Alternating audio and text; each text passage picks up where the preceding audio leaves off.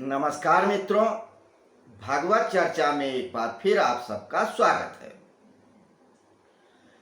जैसा कि आप लोगों को विदित ही है कि हम लोग नारद भक्ति सूत्र पे चर्चा कर रहे हैं।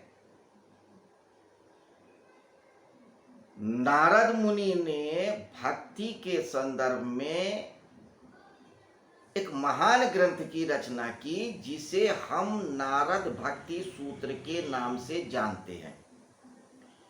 84 छोटे छोटे सूत्रों से गुथा हुआ बुना हुआ ये अद्भुत ग्रंथ भक्तों के लिए इंसाइक्लोपीडिया है। इन 84 सूत्रों में नारद मुनि ने भक्ति के संदर्भ में जितना भी ज्ञान और विज्ञान है सब कुछ रख दिया है। गागर में सागर है।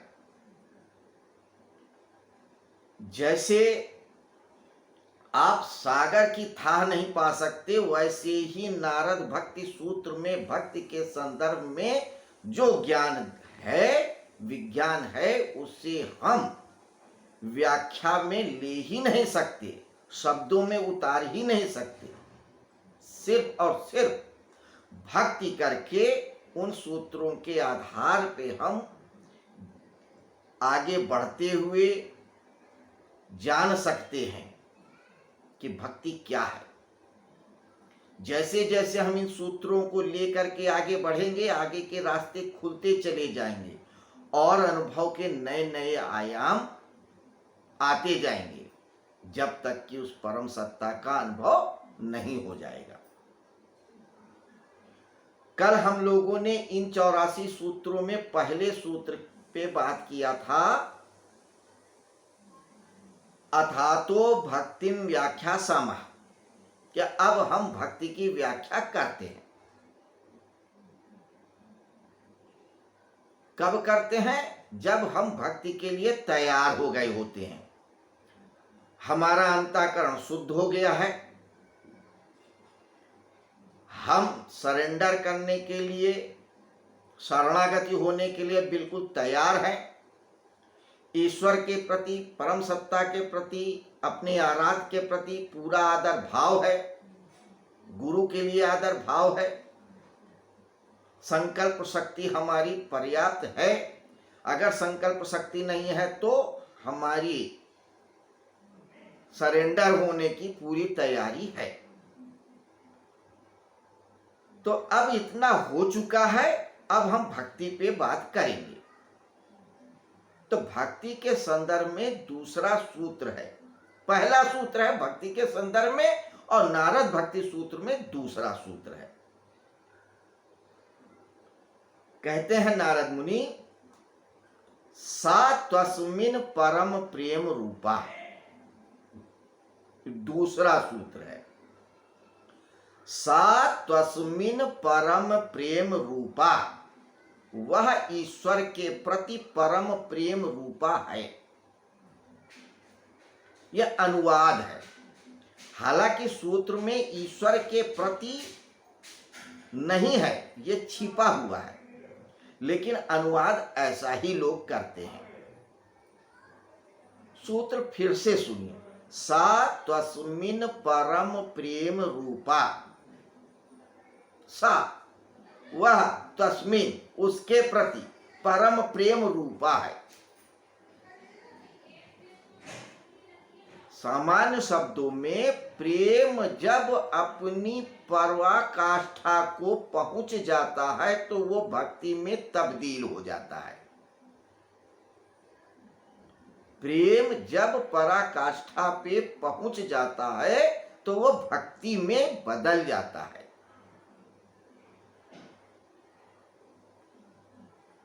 अब थोड़ा सा व्याख्या करके समझिए। मनुष्य 3 तलों पे जीवन जीता है, शरीर के तल पे, मन के तल पे और आत्मा के तल पे। शरीर के तल पे वासना है, मन के तल पे प्रेम है और आत्मा के तल पे भक्ति है। इन तीनों स्तर में या लेवल पे ऊर्जा एक ही है,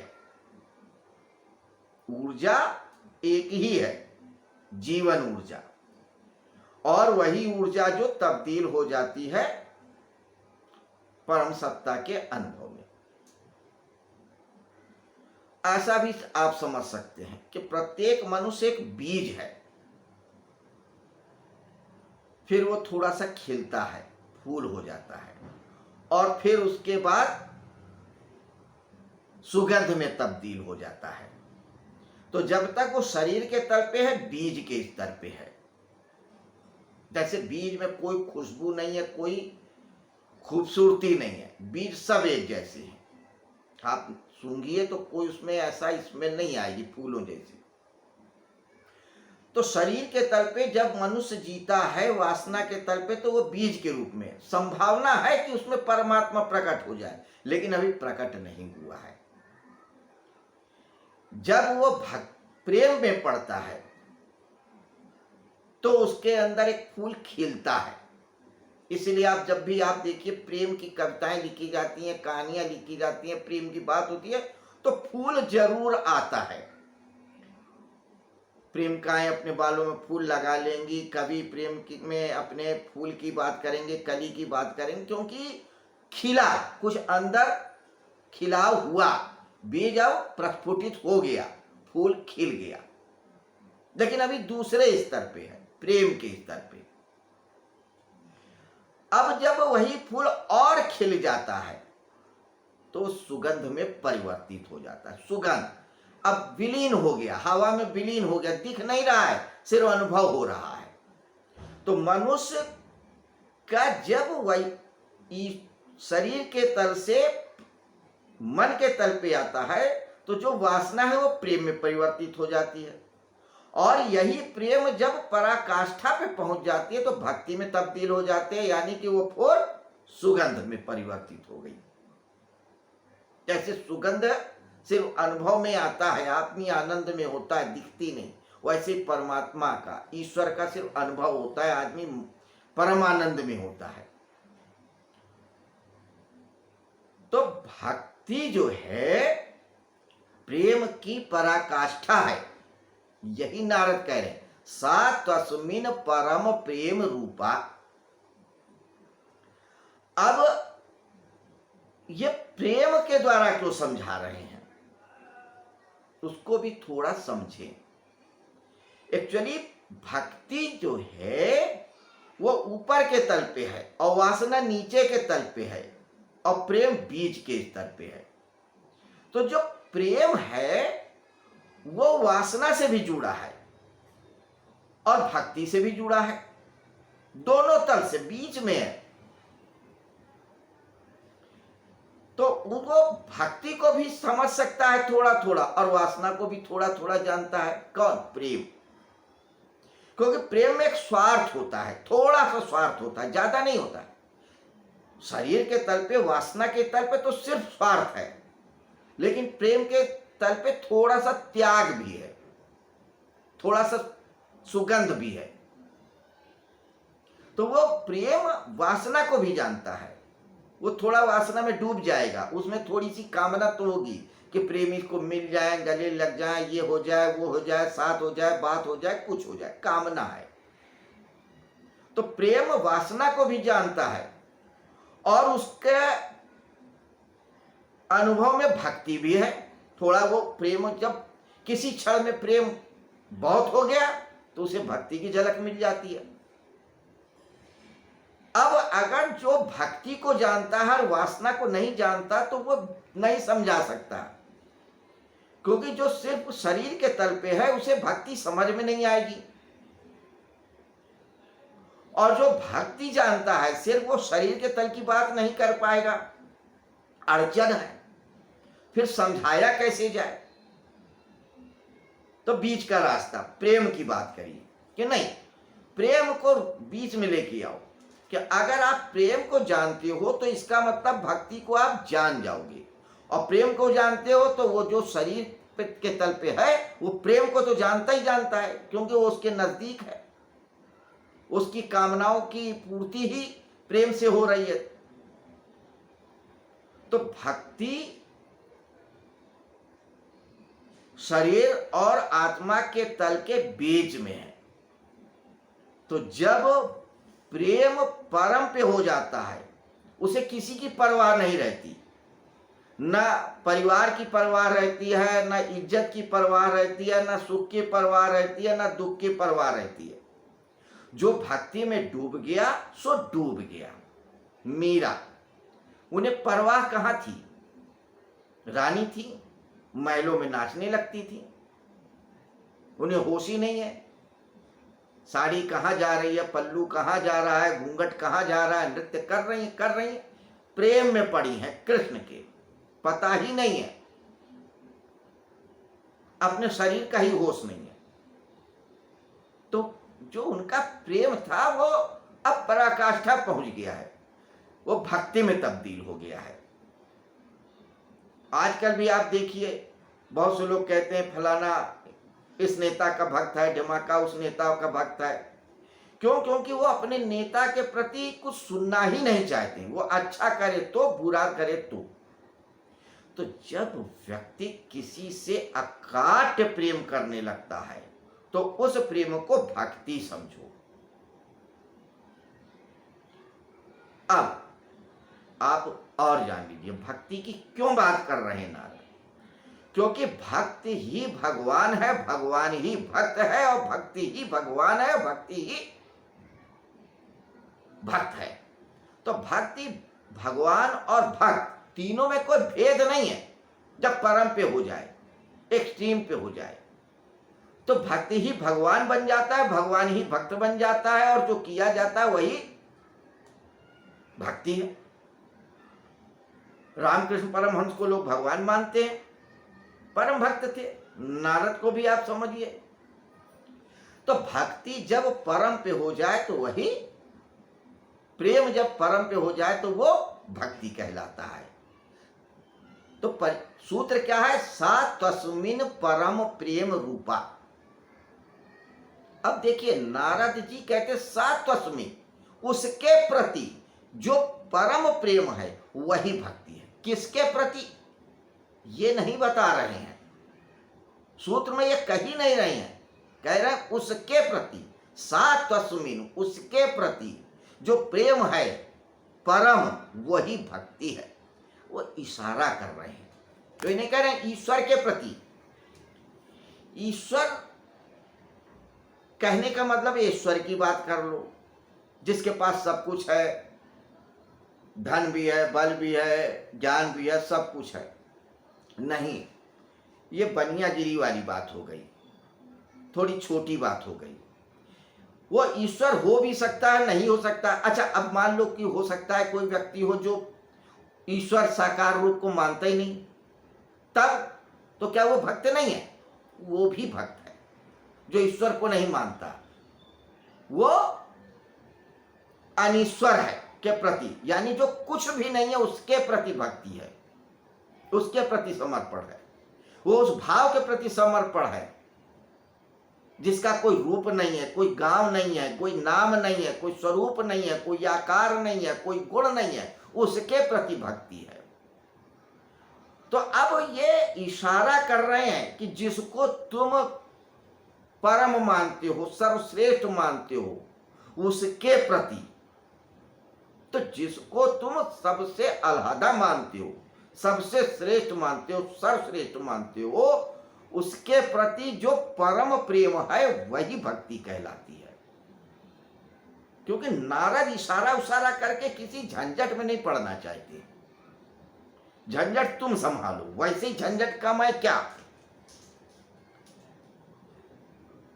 बस बात है कि हमको समझाना है कि भक्ति है क्या, तो उन्होंने कह दिया सा तस्मिन् परम प्रेम रूपा, कि उसके प्रति जो परम प्रेम है वही भक्ति है और कुछ नहीं है। तो अब अगर आप भक्त अपने आप को कहते हैं तो ये देखिए कि आपके अंदर अपने आराध्य के प्रति कितना प्रेम है। क्या जरूरत पड़ जाए तो आप अपना मकान भी दान कर देंगे, दुकान दान कर देंगे, बैंक बैलेंस खत्म कर देंगे? नहीं खत्म करेंगे। तो काहे के भक्त हो? अरे जिस भगवान ने सब दिया है उसको सब वापस कर दो, सब तेरा ही तो है, तू ले जा, चाहे रख, चाहे फेंक, चाहे दे, चाहे न दे।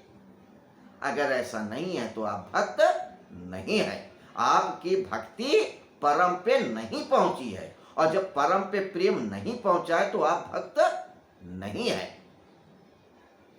तो जो लोग दावा करते रहते हैं कि मैं बहुत बड़ा भक्त हूं या वो बहुत बड़ा भक्त है, तो वो उनका मुगालता है। भगवान उसे कहने नहीं आ रहे, लेकिन वो व्यक्ति खुद को धोखा दे रहा है कि वो भक्त है। भक्त में कामना नहीं होती है, समर्पण होता है।